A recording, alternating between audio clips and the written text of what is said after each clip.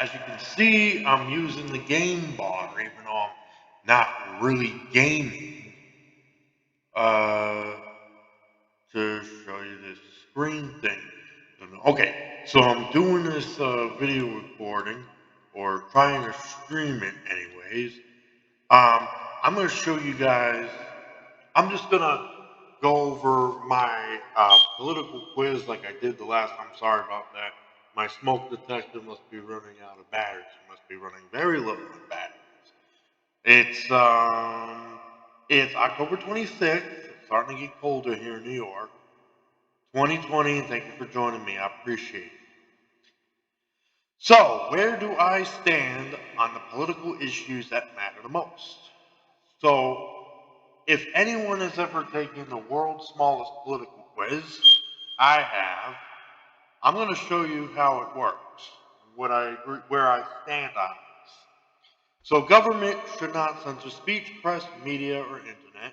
And if you click on it the definition for it is censorship is the suppression or prohibition of ideas, images, or other communication that might be considered offensive, dangerous, or harmful.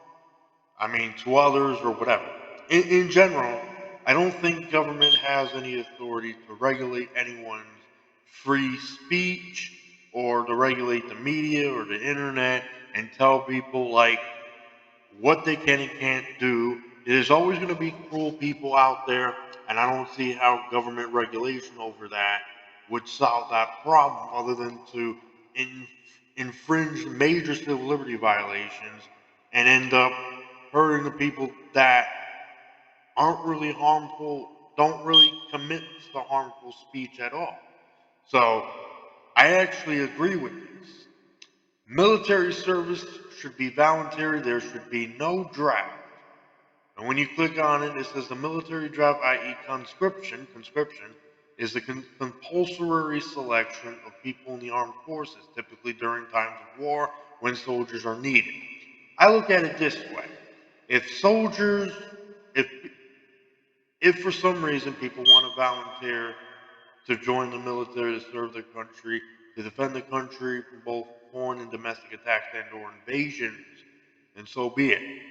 But even under the most extraordinary circumstances, I doubt that there should be a draft. I kind of agree with it.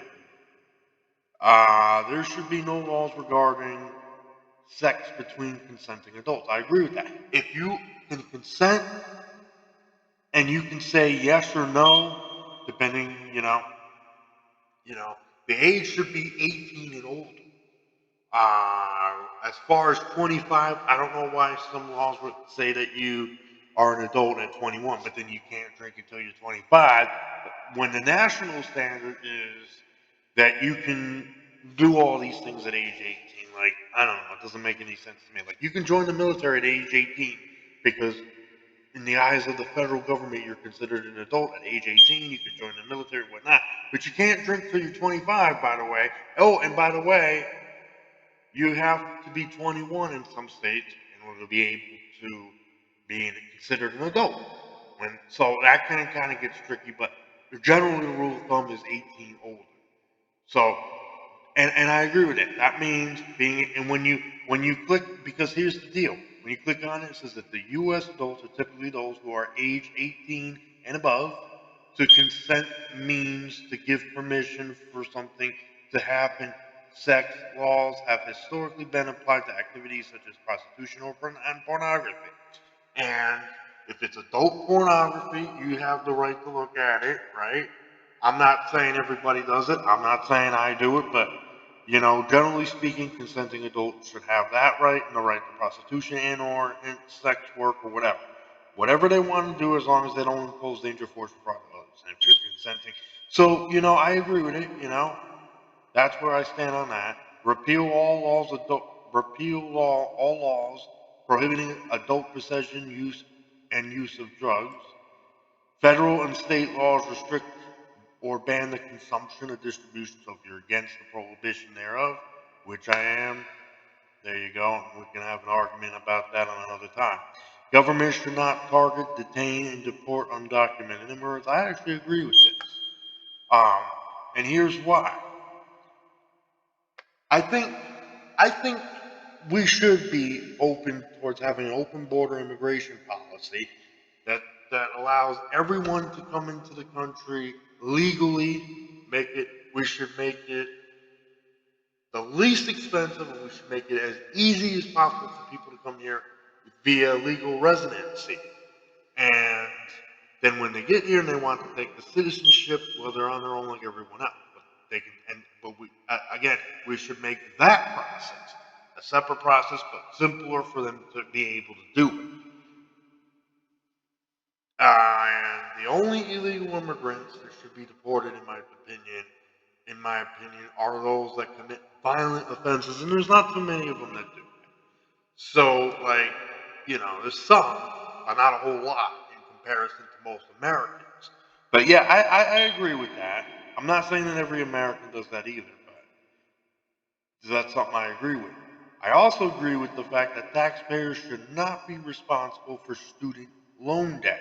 You go to college, student loan debt is incurring when a person takes out a loan to cover college expenses. Currently, student loans are government guaranteed and the debt cannot be forgiven.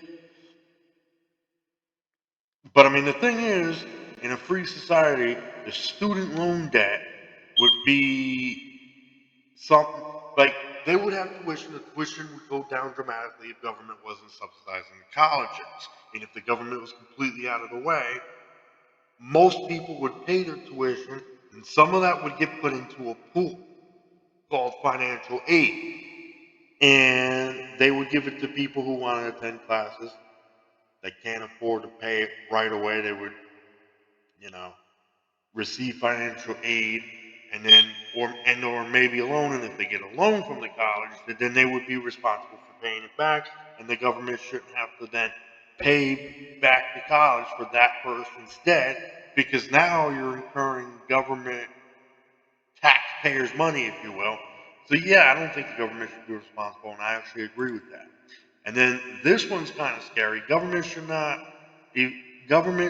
not be responsible for providing health care. A free market care system would eliminate government-supported health programs like Medicare and Medicaid, relying on private solutions like free market innovation and charity. Now, I'm I'm not. I mean, I'm kind of against the whole idea of government being involved in healthcare or providing healthcare for everyone and anyone. But I don't think getting rid of Medicaid and Medicare or chips like Medicaid, Medicare chips would be the way to do it, like especially right away. And I understand that they're government programs, but here's the deal.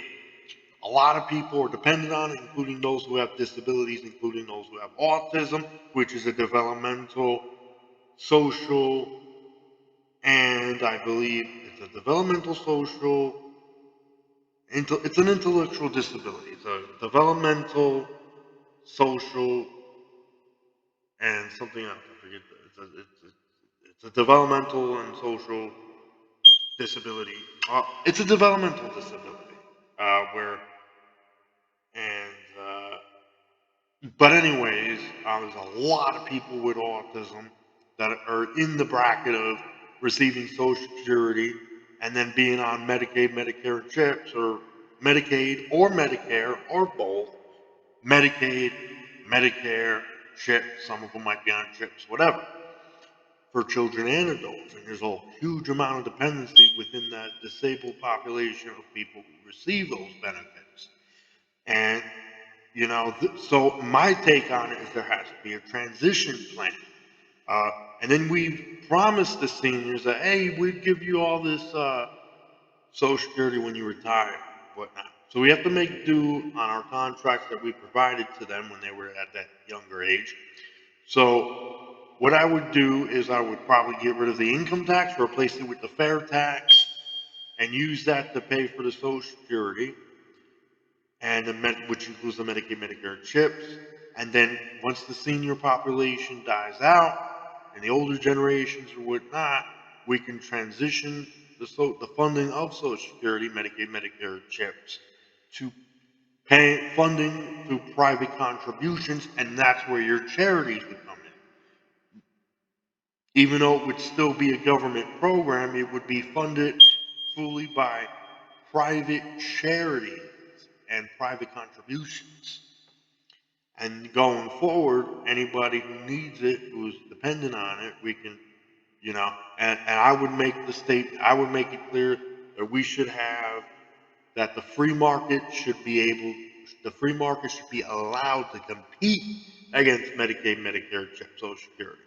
And then the idea is, or at least this would be my planning, is as the demand diminishes for Social Security, Medicaid, Medicare chips, we can either decide to get rid of them at that point or privatize them or partial privatization or whatever at that point in time. So I am not in favor of getting rid of those programs right off the bat. I'm not in favor of that. But I would say no more new government provisions, as in no more government offering healthcare new programs, sort of thing. Let's work on, in other words, let's work on it in a decent way, in a way where there is at least a transition. Other than that, I agree with it because, but it's not, I get it, I agree with it, but, I think we should work on that before in an increment manner or step by step. So I'm going to put maybe for that. And then let people control their own retirement, privatize Social Security. I'm going to put maybe on that as well, just because Social Security should be like, like for the reasons that I've mentioned before. We sh- I mean, we should work with. There are people like who are dependent on Social Security, who are disabled, and many of them work, but they can't work over a certain amount. And it's like if they do and they lose Social Security, like who's going to pay their health care? Like they can get private insurance, but then they might not be able to afford it or whatnot. So it's a huge mess.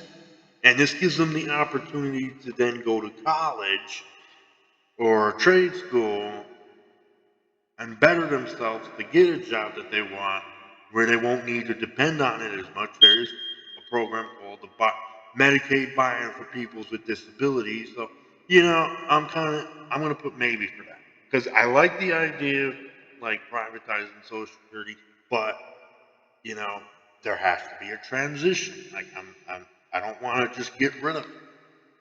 I don't want to just abolish it. And I think in the meantime, we can work on getting those who don't need to be on it off of it. And if we're going to do something like that, that'd be better than, oh, let's get rid of it altogether. When you have people who are dependent on it, let's have a transition. Maybe we can, maybe we can, you know, reduce the dependency on it. And then, like I said, as the demand diminishes, then we can make that decision at that point in time whether to privatize Social Security or get rid of it. And then the next one is cut taxes and government spending by 50% or more. I would go 75, whatever. I agree with that. So then this is an optional bonus question, it's gonna ask me what I think I am, so I'm gonna put Libertarian. And let's see what my calculation of my results are. So as you can see, I've scored 100% on personal matters and 70% on economic matters. Now let's read the definition. So your type is libertarian, of course. A libertarian is one who seeks to maximize human freedom and minimize corrosion, whether in personal or economic matters. You advocate true self-governance, that is, a free people who organize themselves peacefully. Government, to the extent that it exists at all, should be limited to protecting individuals from harm. Some libertarians think that private voluntary institutions should replace corrosion government monopolies.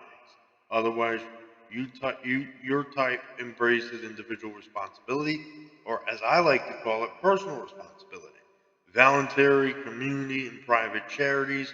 And I agree with that. Private charities, private contributions, community activism, community working together to achieve personal goals with no government involvement or as little as possible. Personal responsibility or individual responsibility, as it says here. Other than that, you tolerate diverse lifestyles as long as people don't harm one another. You support the free exchange of goods and services and ideas and believe everyone is better off when left to pursue their idea of happiness. So if you want to learn more, you click the link and then it tells you libertarians this and libertarians that. So famous libertarians include the famous Milton Freeman and entertainer Penn Jillette. Oh, how I remember him all so well. All right, so I'm Michael J. Long, and thanks for joining me. Appreciate it.